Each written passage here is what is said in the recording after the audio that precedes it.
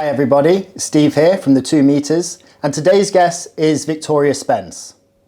I've known Vic for 6 years now, when she dominated the bodybuilding stage. She's been massively successful from such a young age. She's been very transparent in her struggle with anorexia, and she's helped inspire hundreds of thousands of boys and girls across the world to find confidence in themselves. Some of the things that Vic has achieved is being in an advert with Anthony Joshua, an ambassador for Under Armour, run the London Marathon, been to Parliament and spoken on BBC News. And that's just a small section of the things that Vic's achieved. So Vic, let's talk about how you actually got into fitness. So I've always been sporty. I was always a sporty kid. And when I was like 13, 14, I decided that I wanted to dance professionally. So I got really intense into my dance training, and then went to dance college like after school. And it was then in my 3rd year that I developed an eating disorder. And it was once I'd recovered from my eating disorder that I was like, I was always gonna be into some kind of like movement because it was like a way of life for me. But I felt like I didn't know how to exercise in a way that was gonna actually support my body, because I was always looking at, just like magazines and things like that taught you to go run on the treadmill for hours and do like hundreds of sit-ups. So after I'd kind of got to a healthy weight with my eating disorder, I got a personal trainer myself, and he introduced me to the weights room. And at that time, it just was so not heard of for a woman to be lifting weights. Not really anyway. It was just completely dominated by men. Yeah. So he got me into weightlifting, and I remember just loving it. And it was like the first time for a long time that I'd go to the gym and I focused on how much weight I could lift as opposed to how much weight I could lose. And I guess that was my introduction into fitness, like proper fitness. Yeah. So you mentioned your anorexia. So I knew you when you were competing in bodybuilding. How do you view yourself now compared to the early stages of developing anorexia, and then also when I met you? How do you see yourself over that journey? So when I developed anorexia it was between 2nd year and 3rd year of dance college.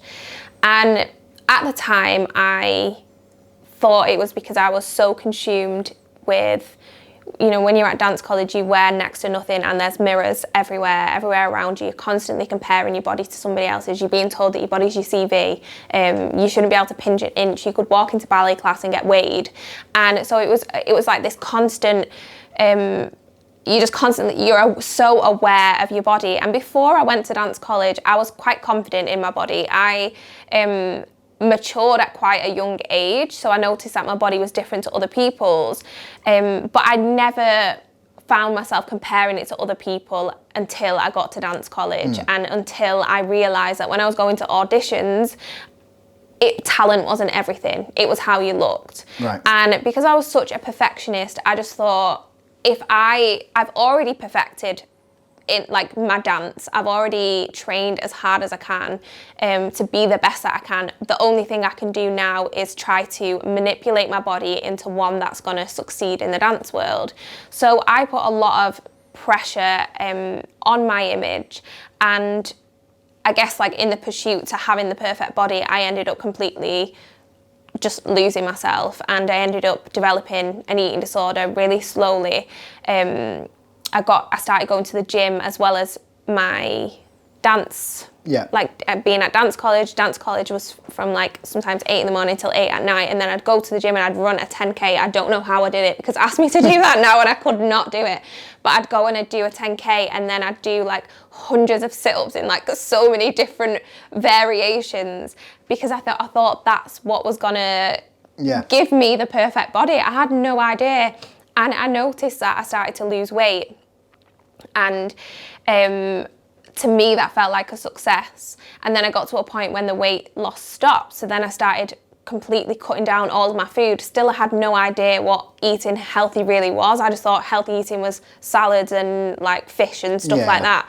So I started halving everything that like my mum gave to me, and before I knew it, I think in about 6 months I'd lost maybe like 6-7 stone. I got to a point when I remember I went to the doctors, and the doctor said, you weigh the same as you did when you was 9. And the first time I went to the doctors, they told me, we can see that there's issues, but you don't yet qualify for somebody who's anorexic.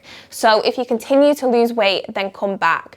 And when you've already started to have this relationship with yourself, and this relationship with losing weight, and this relationship with your body changing and shrinking, that to me was just a trigger. Okay, well, I'm not there yet, I need to keep going. And so I did, I kept going, and then I was basically at a point where I was told, you either recover or you're gonna die. And it was then that I was like, what am I doing?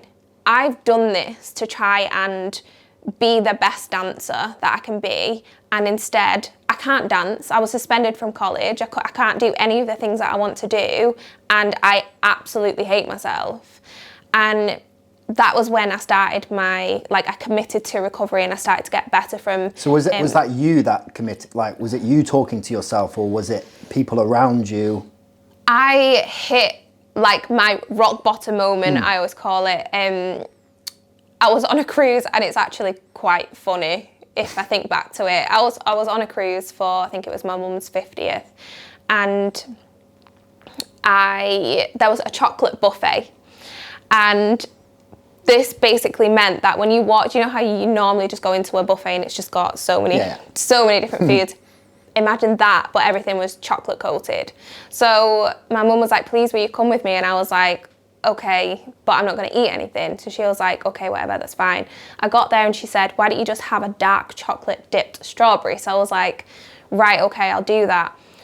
I had restricted myself for so long from having anything somewhat enjoyable. And that eating that strawberry dipped in chocolate triggered a binge for me. It was the first time I'd ever binged in my life. And I ended up getting like loads more things from this buffet and taking it up to my room, and I could not stop eating. I ate and ate and ate and ate and ate, and I couldn't even taste the food anymore. And it was it was one of the craziest things. I will never forget it. Your body just needing something. It was survive. like I'd said to my body, I can have this, and then it just triggered, and I just kept eating like anything I could get my hands on. And I remember that finished with me. I just completely blacked out. I was just in a really bad place, and my dad came to my cabin room. And throughout the whole of my eating disorder, my dad had always been really, really strong. My dad's like my absolute rock. He's my world. And he'd always kept me so strong. He'd always kind of, he'd never question what was going on for me, but he'd always be there for me, like silently, taking me to appointments and things like that.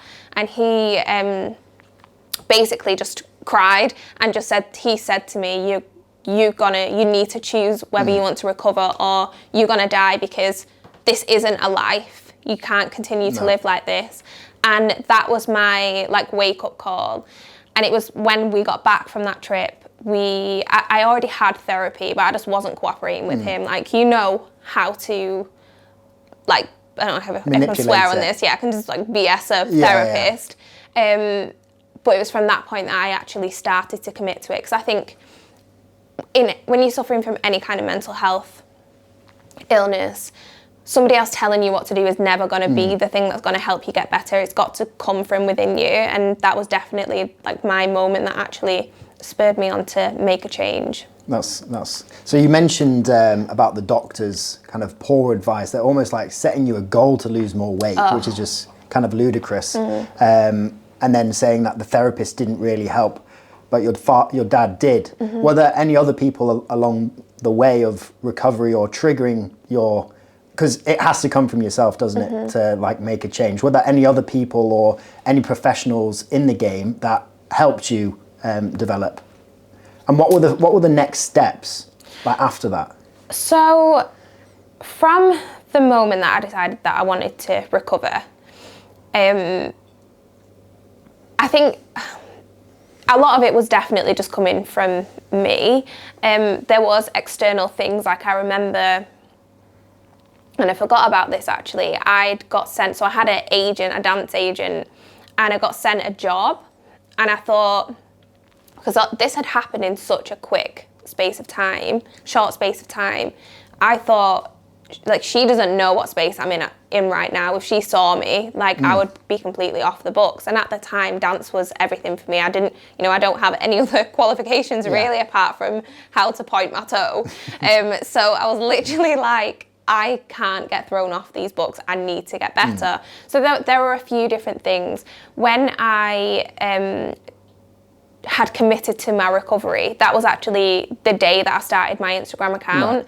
Because at that time, like, people listening might resonate, when you're struggling with your mental health, you cut yourself off from the world. Like, I didn't want to speak to friends, I didn't want to speak to my mum and dad, I didn't want to speak to anybody. I just kind of sat with my thoughts, and sitting with your thoughts is probably one of the worst things that you could do. I would go and speak to my therapist, but I didn't feel that open with him. So I started an Instagram account, basically blocked everybody who actually knew me in real life, and I just used that as a diary, like literally used it as a diary. And I used to post in it like 5 times a day, and I'd just share my thoughts, and I'd share like my food. I've never deleted any of it, and honestly, sometimes people go on my Instagram and scroll right down to the bottom, and they like the pictures, and I'm like, oh no. But also, when other people contact me and they're wanting eating disorder recovery advice, I'm like, go to the bottom of my Instagram and scroll up, because I've shared everything from day one. So my account really, really helped, because I'd got to a point with that where I was just sharing, and I was able to, look at other people who were in their recovery, and I got to a point where people was then looking up to me to help them with their recovery too. So I was like, I'm not just doing this for me anymore. I'm doing this for all of these other people. And at that time, did you realise that there were other people kind of doing the same kind of thing as you in regards of documenting their journey through recovery? Yeah, I think before I started that account, I must have seen a few other people doing it. And these people who I was following were kind of quite far on in their recovery. And some of them were people who were actually competing in bikini. Because I thought that was super healthy. Like, they've recovered and now they're like super fit and healthy. So yeah, there was like other people doing it, but it was never gonna be a big thing for me. It was literally a diary, but one that was online. How fast were you building traction and gaining followers with that? Really quick. I've got Time Hop. So, do you know Time Hop, where you get like all of your memories? So I remember it was growing quite fast. At the time, the numbers, I just didn't really think. I wasn't that bothered. I was literally bothered about getting better. So, but I do remember it growing quite quick. Yeah. And then, like, how long ago was it that you set up your Instagram account then now?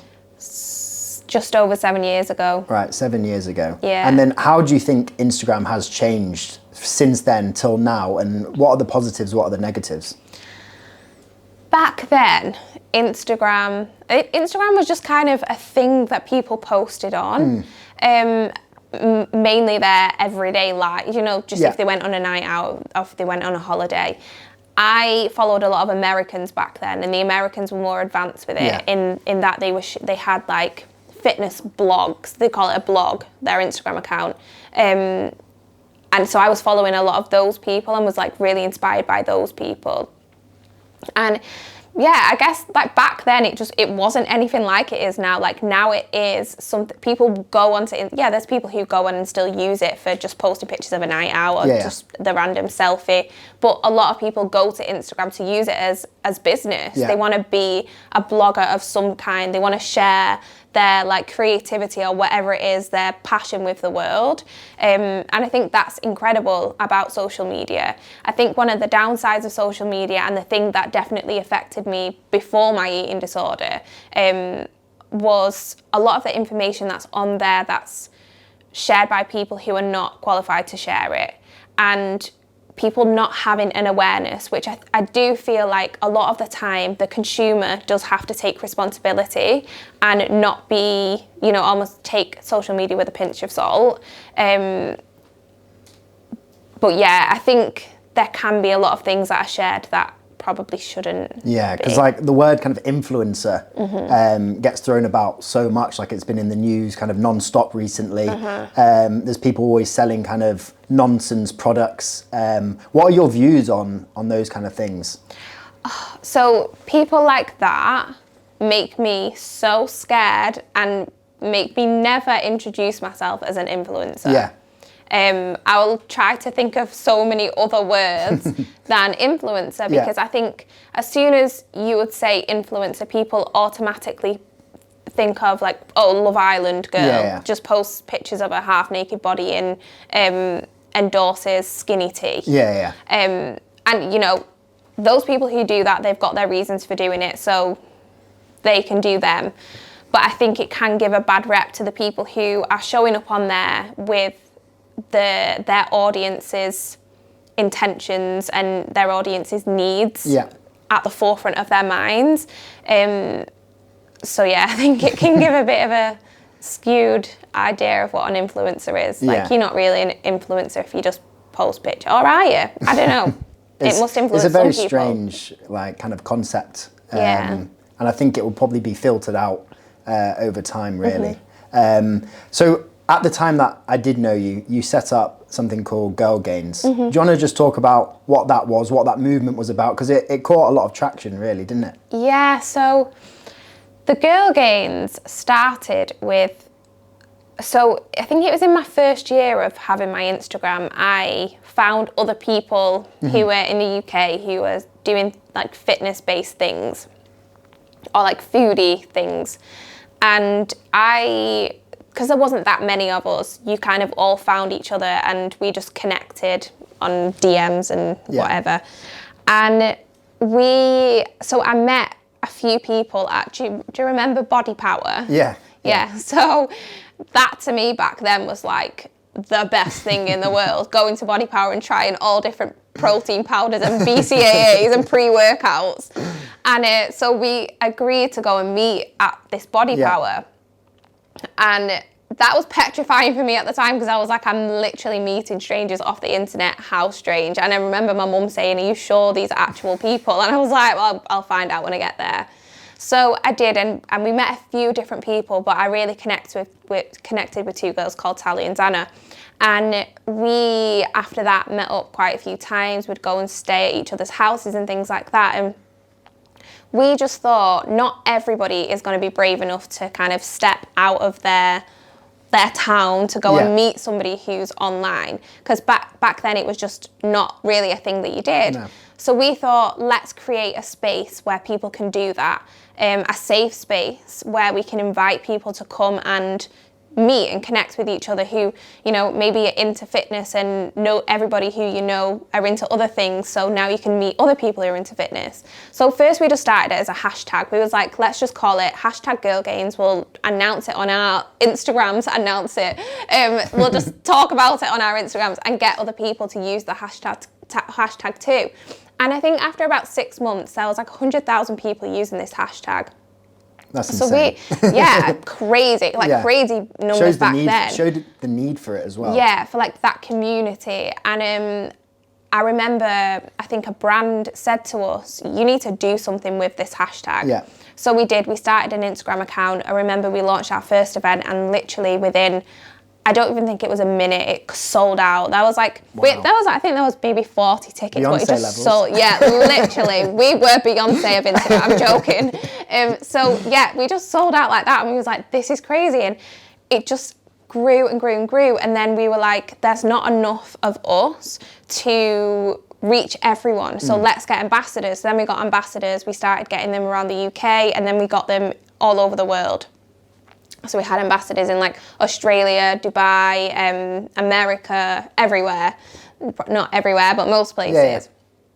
And their goal was to create a Girl Gains community in their area. So they were putting on events and doing the same as what we was doing in the UK.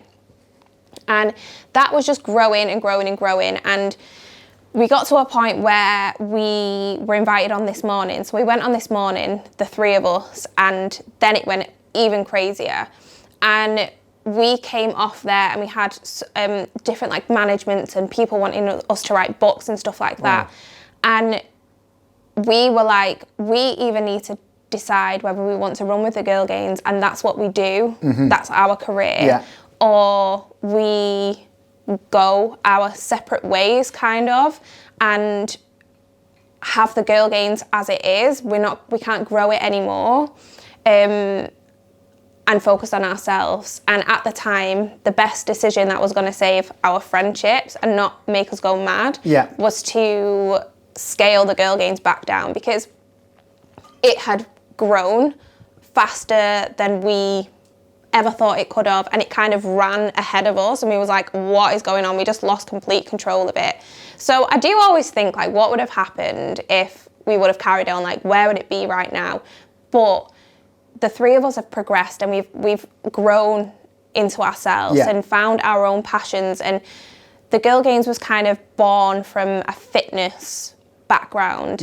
And while Xana's still very much into her fitness, and Talia's into her fitness as well. I'm into my fitness, but I'm not like mad about it. I don't want to talk about it all the time. It was like the best idea to kind of, but it was amazing while it happened. So you talk a lot about kind of self-development and developing other people. What self-development things do you do for yourself, and what kind of courses have you done? I know you did the Unleash the Power Within, the Tony Robbins. I've done the similar one. What other kind of events or things that you do to help self-develop? So I did that UPW twice actually. I think the second time I took a couple of clients. That must have been after. Yeah, that must have been because the first time we went together. No, I went on my own actually. Oh right. But I think you guys went maybe a few months after, or the year after. Maybe the year. So, I did that. Anthony Robbins has got like serves his purpose in life. And what else do I do?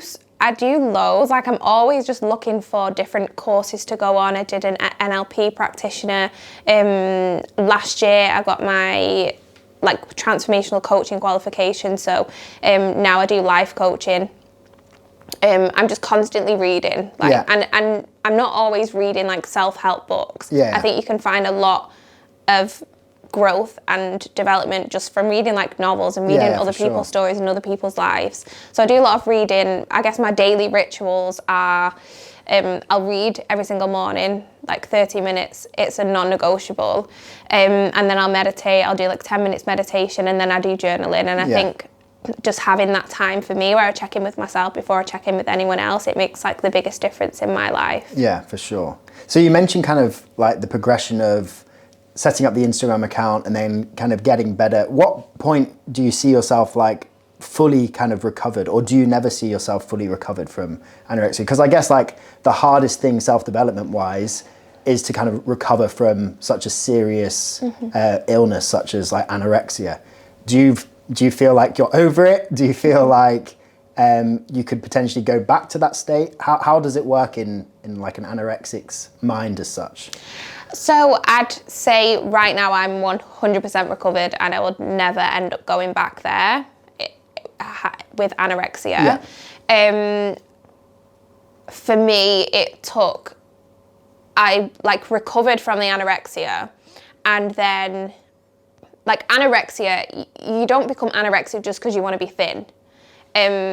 Anorexia, there's different reasons as to why people will develop anorexia, but one of the biggest things that resonates with a lot of people is because it gives you a sense of control when you feel out of control of different areas of your life. When you can't control other things, the one thing that you can always control is your body.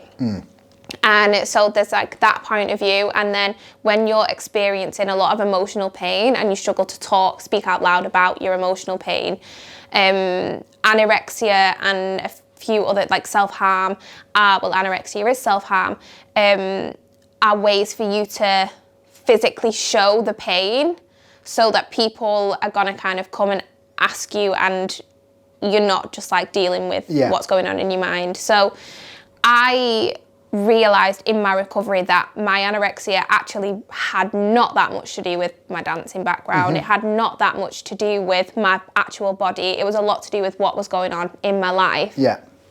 You know, it was nothing crazy that I experienced, but there was just things with like family, and I'd just literally smile it off, and everybody came to me with their problems, and then I'd sit and kind of help them with theirs, and then just smile through my own. Yeah. And obviously when you don't deal with something, it grows and grows and grows, and that's what happened with me with my eating disorder. And I realised that when I was in my recovery, and I still felt this lack of this feeling of being out of control, because I started as a personal trainer. I remember when I started personal training, I was so scared, because back then I was so scared of my own voice.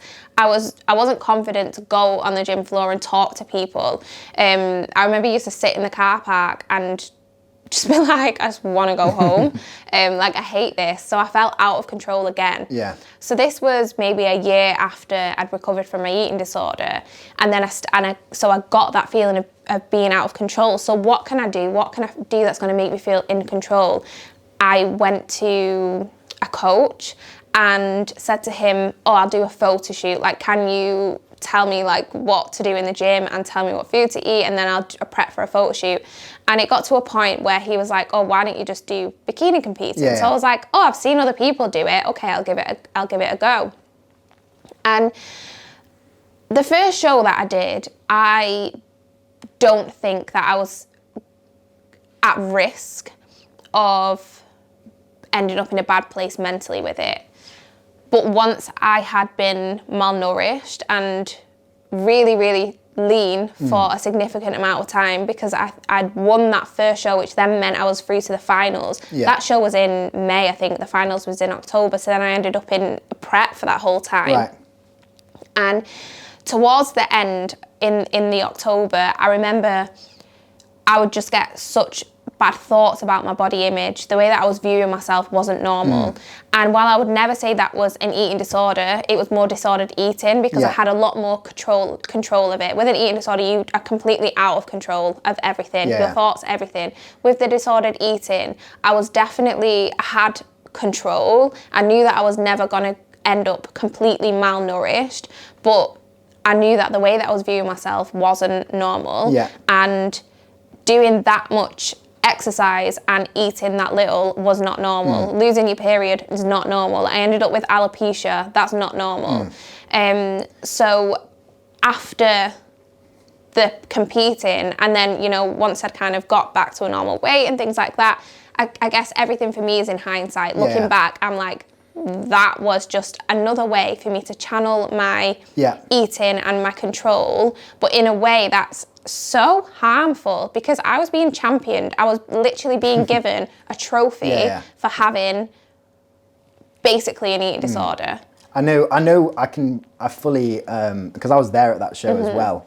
And that was like a completely different part of your journey then. And I think a lot of girls kind of fall in that trap of having the eating disorder and then going into the competing, because it is another way of controlling what they consume. Yeah. It is, I would say, it is slightly healthier than obviously anorexia by not eating anything. Yeah. But what would your advice be for someone that's kind of in that middle ground now? Because you're obviously in a completely different space of just eating food because you love it and having a bit more balance. What would your advice be for moving from kind of the competing stage to the next level?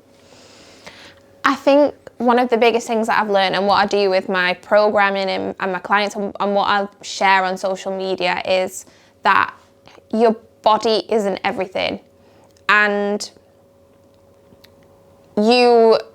once you start to focus on things that are important in life and that are going to actually give you something, and things that are going to help you grow, and things that actually bring you pure joy, the more that you focus on those things, the less you're going to focus on your body image. Like, at one point in my life, 95% of my mind was given to my body image and food and exercise. Whereas now, I don't even think about my body. Yeah. Like, it's just not a thought that comes into my mind, because I'm like, you know, I'm thankful for my body for being here and allowing me to do everything that I want to do.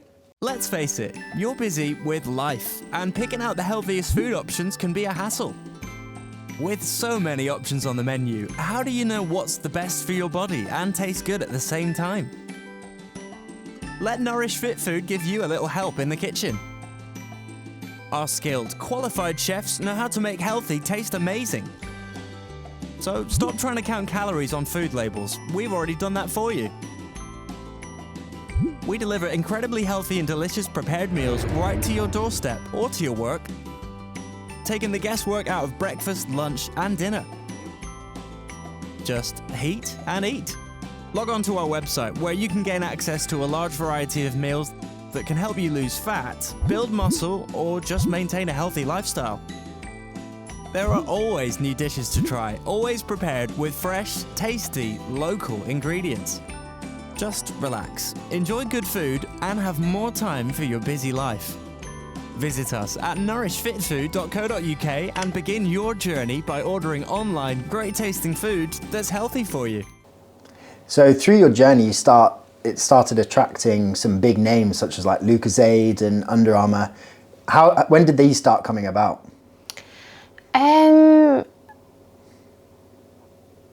Lucozade was actually one of my first. I don't even know how that came about. Oh, that Lucozade was actually my first big deal, like my first ever. I think I'd worked with a few brands before it, but I had no idea of like that you should charge money because it just wasn't really a thing then.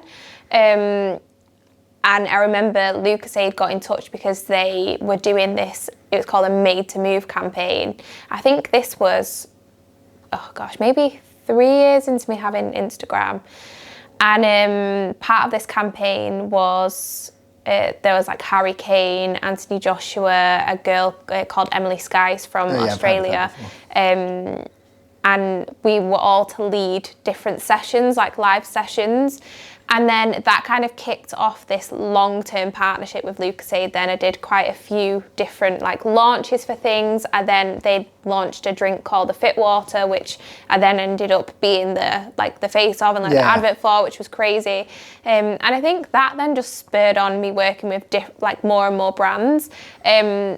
Definitely within like the last 2 to 3 years, I've been working with like big names on like big projects. The Under Armour JD thing was crazy. I think like for that, I was literally just like all over JD stores and I was like, this is mad. I went one day and then I was like, I can't go back because I'm embarrassed. Did people like notice you in the shop? Like, yeah, well when I went that time, because I was like, what the hell? But did you even know it would be like on that shop at that time? Do you know what's really funny? So I have management now, so they basically deal with all of my social media partnerships. And my manager told me, you've got a job with Under Armour, you just need to go and do this shoot with them. That was it.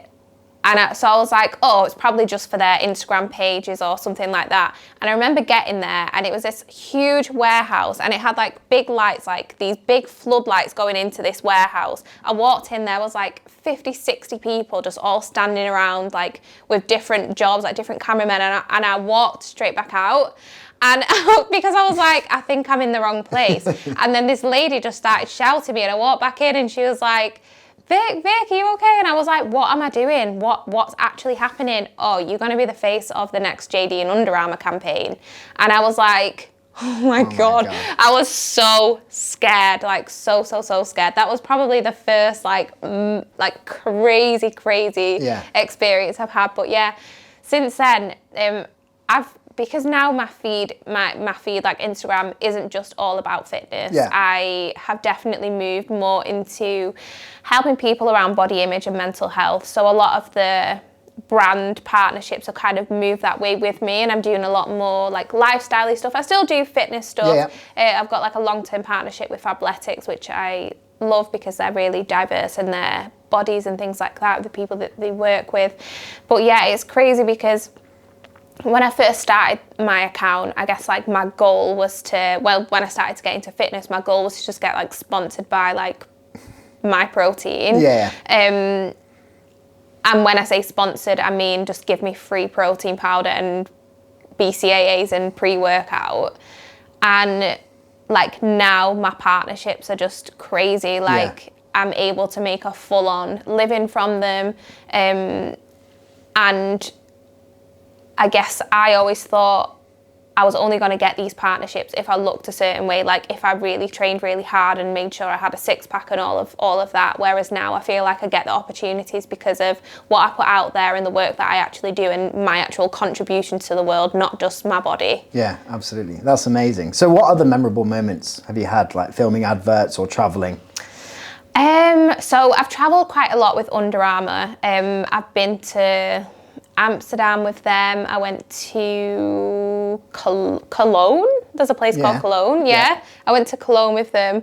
Do you know what? Oh my God, do you know what else was really crazy? I ended up being invited and I don't know why. I always say that I end up being the person who, when every other like influencer says no to a job, they just come to me. So I ended up having to cycle a leg of the Tour de France.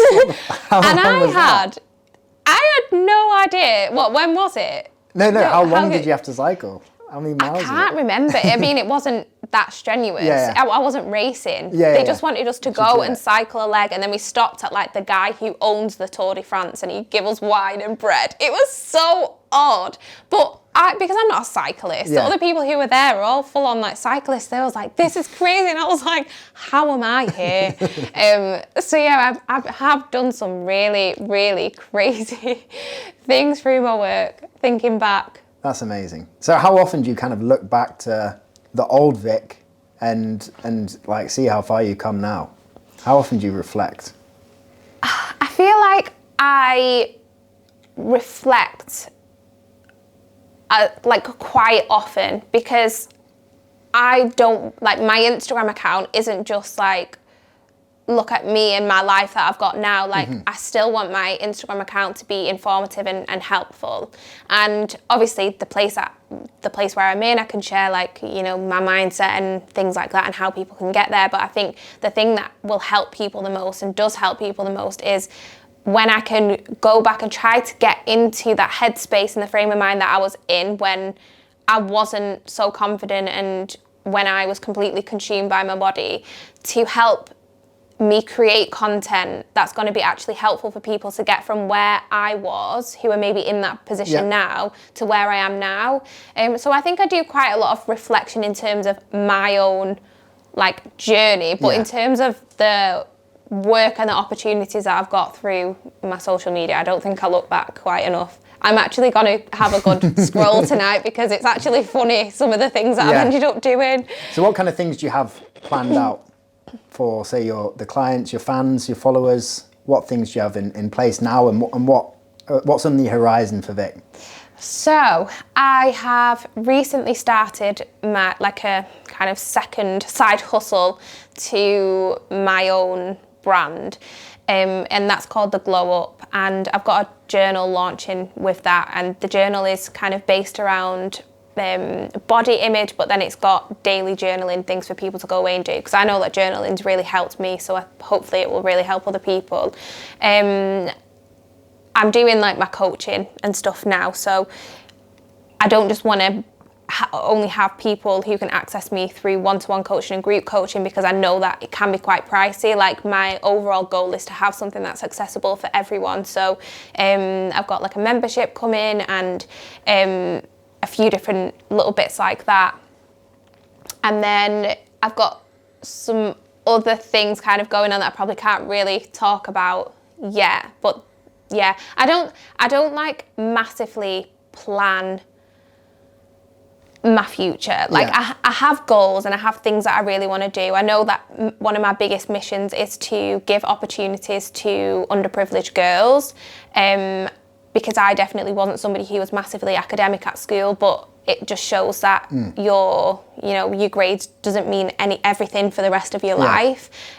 So a big part of my mission, I go into schools already, obviously not at the minute, but I go into schools and I present workshops around like mental health and how to navigate through social media and body image.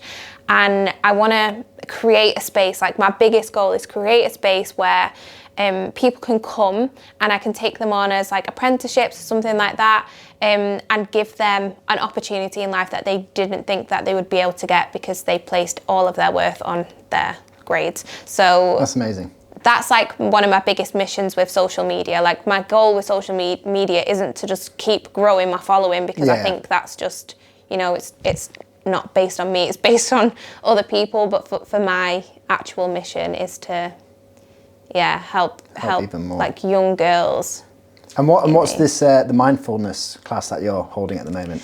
So at the minute, basically, like two weeks ago, I had a bit of a wobble, and I was just, because we've been in this lockdown now for nearly a year, and I really was so not affected by it in the way, like mentally, because I'm quite like at peace with myself, and I enjoy my own company, and I enjoy just kind of doing my own thing.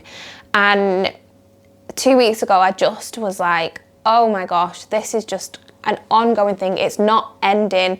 And if I'm feeling like this right now and I've been so at peace, then other people must be really, really, really struggling. There's people in way worse positions than me with like work and family and stuff like that. So I just thought, like, what can I do?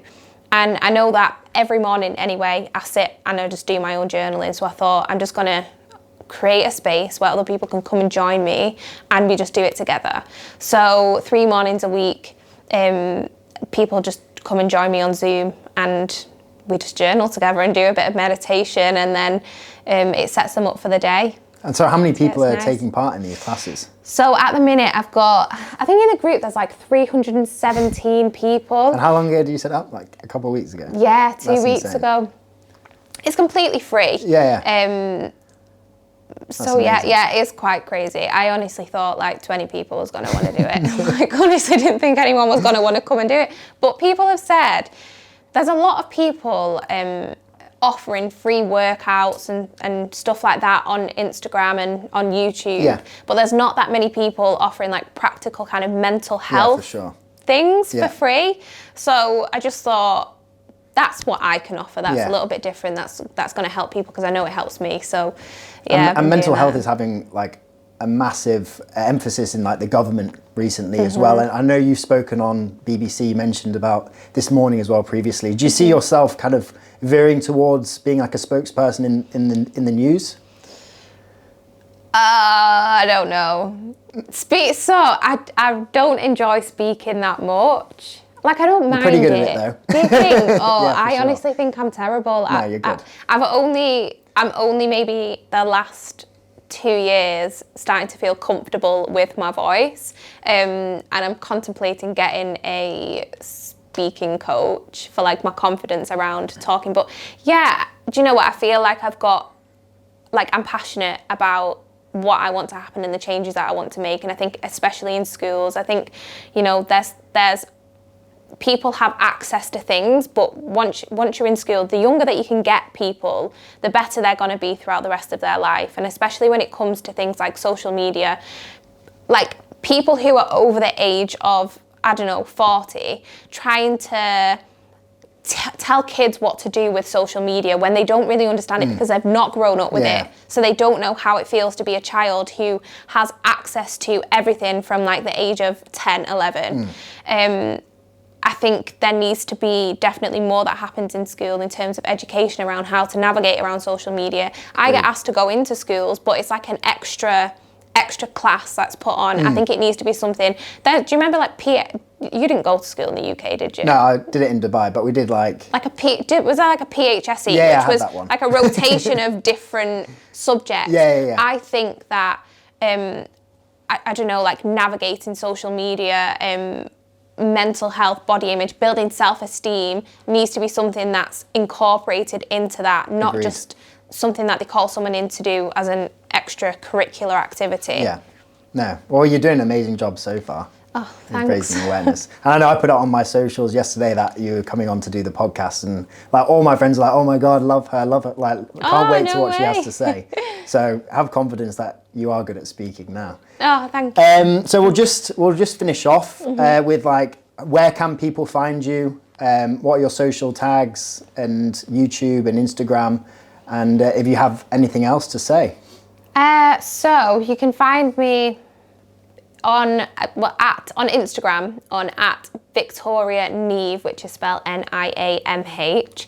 And then for more of my like mindset work, more quotey things, a lot of my coaching side of things, I can't even remember. There's like an underscore in it somewhere. It's like at the Glow Up Journal or Glow Up Journal. You'd find it by We'll put the tag in the video. Yeah, you would find it by going on Onto Victoria Vic Neve. But yeah, basically everything that I have you can find from my Instagram platform. So yeah. Well, thank you so much for being on the 2 meters. No worries. Thank you for having me. It was a pleasure having you on and hearing your story and seeing you again. Yeah, you too. Thank you. No worries.